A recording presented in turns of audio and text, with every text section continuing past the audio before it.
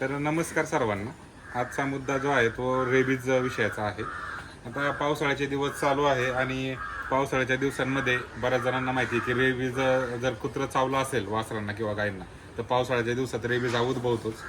आणि आपल्यासोबतही तसंच झालेलं आहे. म्हणजे रेबीज नाही झालेला आपल्या वासरांना किंवा गायींना, पण तुम्ही पाहिलं असेल आपल्या गोठ्यावरती मी एक कुत्रं पाळलेलं आहे.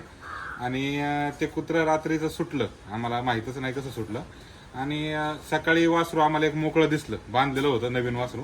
मी तुम्हाला जी सिरीज चालू केलेली आहे त्या सिरीजमध्ये तुम्ही पाहिलं असेल की ते वासराचे मी एक सिरीज बनवलेत, वासरू ते गाई.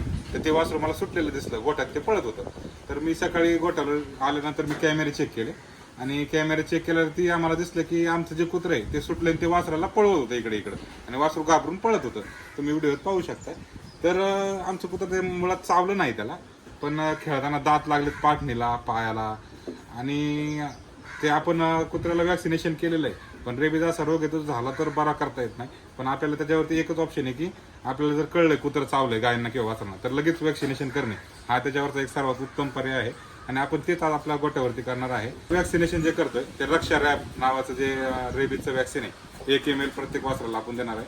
प्रत्येक नाही, 2च वासरांना देणार आहे, कारण 2च वासरांना दात लागलेला आहे. बाकीची जी वासरं आहेत ती मोकळे असतात, गाया मोकळ्या असतात, त्याच्यामुळे ते आपलं जे कुत्रं सुटलं ते त्यांच्याकडे गेलं नाही. आणि हे जे 2 वासरं बांधून होती त्यांच्यापाशी ते खेळत राहिलं आणि त्यांना दात लागला. पण आपण कुत्र्याला वॅक्सिनेशन केलेलं आहे, तरी पण आपण एक सेफ्टी प्रिकॉशन म्हणून आपण वासरांना पण वॅक्सिनेशन देणार आहे. आपल्याकडे 2 ml ची सिरिंज आहे, त्याच्यात आपण हे 1 ml रक्षा रॅब रेबीजचं जे वॅक्सिन आहे ते आपण भरून घेणार आहे. तर हे बघा, आपण 1 ml सिरीजमध्ये भरून घेतलेलं आहे. आणि ते आपल्याला तर वासराला एकदम डीप आय एम किंवा सबकट दोन्ही रूटने दिलं तरी चालतं. मी आता डीप आय एम देणार आहे.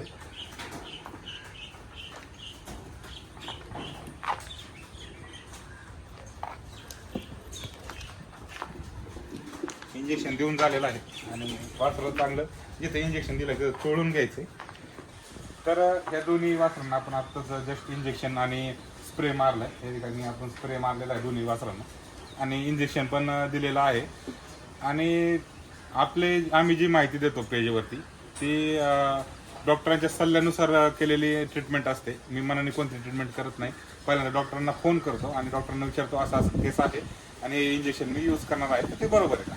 तर डॉक्टरांनी बरोबर ग्रीन सिग्नल दिला तरच मी ते यूज करतो, नाहीतर मी डॉक्टरच्या सल्ल्यानुसारच इंजेक्शनाचा वापर करत असतो. त्यामुळे तुम्ही तुमच्या गोठ्यावरती वापर करताना एकदा तुमच्या डॉक्टरांशी सल्ला घ्या आणि त्यानंतरच ते इंजेक्शनाचा वापर करा. आणि मी दिलेली माहिती जर तुम्हाला उपयुक्त वाटत असेल, त्यातून तुम्हाला काहीतरी शिकायला मिळत असेल तर नक्कीच व्हिडिओला लाईक करा, कमेंट करा आणि शेअर करायला विसरू नका. धन्यवाद.